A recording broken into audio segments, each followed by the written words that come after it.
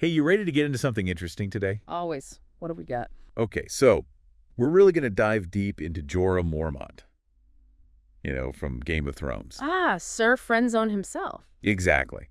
But we're looking at him through this really cool podcast I found called Friendzoned in Fantasy. Oh, nice. What's their angle? Well, their whole thing is trying to figure out why his story hits so hard for people. Loyalty, that unrequited stuff, sacrifice, all in that fantasy world. Sounds about right for Jorah. Yeah, and we're mostly drawing from their first episode. It's got this brilliant title, Jorah Mormont, the Friendzoned Bear of Westeros. Huh.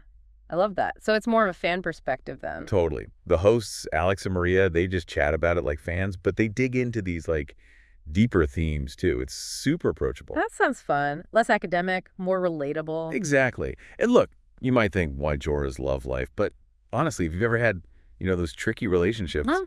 Admired someone you couldn't really be with. Right. Or just wondered about loyalty.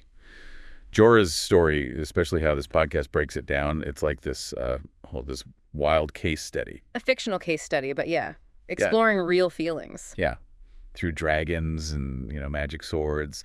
And the podcast keeps it pretty funny, too. Good. So where did they start? His origin story? How did he end up, there? Okay, yeah, so they set the scene. Bear Island. Right. Remote. Cold. Way up north. Totally cut off. And his dad, Jorah Mormont. The Lord Commander of the Night's Watch? Stern duty kind of guy? Yeah, Commander Grumpy Pants, basically. But the podcast points out Jorah wanted something different. A contrast to his dad's path, you mean? Less duty, more. Like glamour? Maybe. Something less. Frozen, perhaps? Yeah. He definitely wasn't looking for that Night's Watch austerity. And that led him to his first wife. The one with the expensive habits. Oh, yeah. Yeah. The podcast host had some great lines about that. Like, she needed cash, constantly. Kind of suggests Jorah wanted a certain status, maybe. Trying to provide this life totally opposite to Bear Island, but it backfires horribly. Big time. Because he does that thing, selling slaves, which is a massive no-no. Right. The podcast makes it clear that wasn't just bending the rules. That was breaking them, fundamentally. And the fallout. He gets banished, exiled. Uh-huh. Totally isolated. Yeah. The podcast said something like, more alone than the last slice of pizza. Huh. Yeah, something like that. Mm. So he's desperate, needs work, needs a way back in. And that's the key, isn't it? That desperation leads him to spying. Mm-hmm. For Varys and Robert Baratheon, spying on Daenerys Targaryen. It was his shot, maybe, at getting back some recognition. But then he actually meets her. And boom, everything changes. Instant. Well, infatuation, maybe. Yeah, the podcast really leans into that, right? The spy falling for the target. It's classic. Totally. And his whole mission just flips. It goes from report back to protect and advise. And the podcast is pretty clear that shift is all about his feelings for her. It stopped being just a job pretty quickly. Which lands him squarely in the Friendzone, the legendary Friendzone. Right. For anyone listening who maybe isn't deep in the fandom, that's the spot, right? Where you want romance, they see friendship. And Jorah is just always there. Hoping, doing favors, thinking, maybe this time, maybe this act of loyalty. Yeah, the hosts had that great comparison. It's like being a fan of a sports team that just never, ever wins, but you keep believing next season's the one. Oof. That's brutal, but kind of accurate, isn't it? That delusion of hope. It really is. So this friend zone, he's there through thick and thin, right? Her conquests, freeing slaves. Always.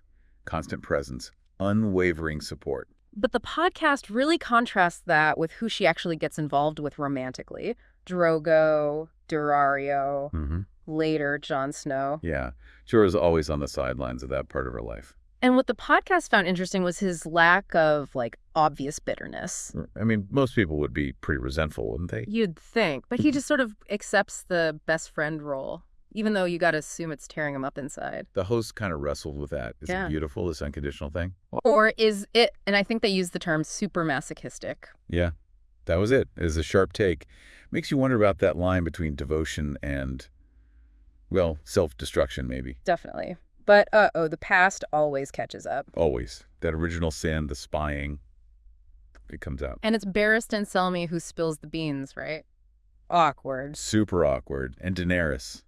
She does not take it well. No kidding. The podcast really digs into her reaction. It's not just politics, it's personal betrayal. Yeah, they compared her anger to, an influencer finding out someone's screenshot of their private story, or just really mad mom, is that level of personal offense. Yeah. That paints a picture, so she banishes him again. Oh, yeah. Yeah. Kick to the curb. Round 2. The podcast had some jokes about the force of that boot. But Jorah being Jorah, he doesn't give up. Nope. He's persistent. Always trying to get back in her good graces. Which leads to the, sad adventures, as the podcast called them. Yep. The whole thing with Tyrion Lannister, Jorah captures him. Thinking Tyrion will be his golden ticket back to Daenerys, right? Like a gift. Exactly. The hosts compared it to trying to win someone back with, like, a giant teddy bear. Just this grand, slightly misguided gesture. It's almost sweet in its desperation. But then things go sideways again. Totally. They get captured, enslaved. Forced into the fighting pits as gladiators.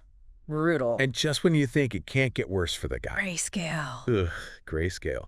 The podcast really emphasized how horrific that is. Like, the universe just decided to pile on. They said it had spite for him. Seriously. But then, that twist of fate, he's fighting in the pits. And Daenerys just happens to be there watching. The timing is insane. Almost too convenient, right? Like something out of a story. Right. And then, bam, Sons of the Harpy attack. And who saves the day? Jorah, of course, leaping in. The ultimate protector move. And she forgives him then. She does. But the podcast makes a really key distinction here. She forgives him, brings him back. But strictly as a friend, a loyal advisor, no upgrade. Exactly. The hosts joked about the sad background music that should be playing.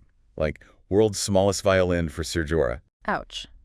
Okay, so the grayscale.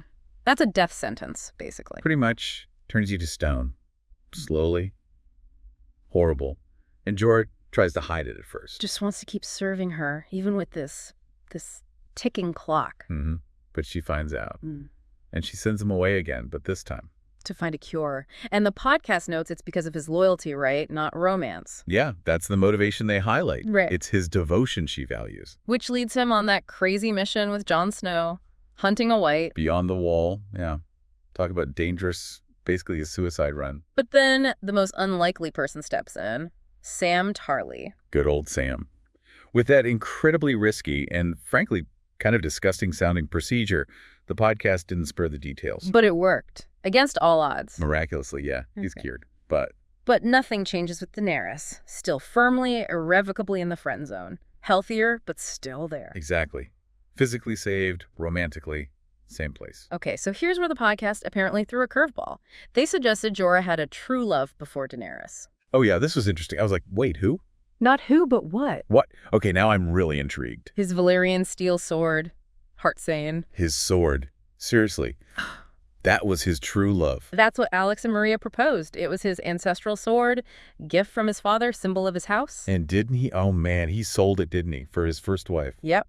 Sold Heartsbane to fund her lifestyle. The podcast really framed that as the ultimate symbolic act. Wow. Selling something that deeply connected to his family, his history, for someone who didn't last. Exactly. Yeah. The podcast uses it to show his pattern, maybe. Sacrificing what truly matters for these unrequited or fleeting affections. It's a powerful idea. That adds a whole other layer. Okay, so fast forward it again. The big battle. Winterfell. Against the dead. Daenerys is in trouble. Overwhelmed. And who shows up seemingly out of nowhere right when she needs him most. Jorah. Always Jorah. The podcast painted it as his final act of protection. He goes down fighting, defending her. The ultimate sacrifice. And she's there. She grieves for him. Real tears. She clearly cared deeply. Yeah, but as a friend, a protector, the podcast kind of summed it up like, after everything, he finally gets the equivalent of, you're a great friend. Oof. That's, yeah, a poignant end. Though the hosts apparently had some funny ideas about what he might have said in his last moments if he wasn't so noble. I bet. So, wrapping this all up, Jorah's journey, seen through Friendzoned and fantasy, it's just this epic example, isn't it? Loyalty, unrequited love. Definitely. And the podcast really brings out the complexity. It's not just black and white. Right. The takeaways are about how messy devotion can be, the real pain of those one-sided feelings, and how love and loyalty aren't always the same thing or show up in the ways we expect. And Alex and Maria just offer this very human, often funny lens to look at it all. Relatable, even with the dragons. Totally. Which kind of leaves us with a final thought for you listening. When you think about Jorah, all that dedication, where's the line? Yeah, the line between admirable loyalty and, Well, maybe sacrificing too much of yourself, not just in fantasy, but like in real life. Is there a friend zone in our own lives? And if Yeah. there is, what can someone like Jorah teach us about navigating that? Or maybe what not to do? Definitely something to chew on.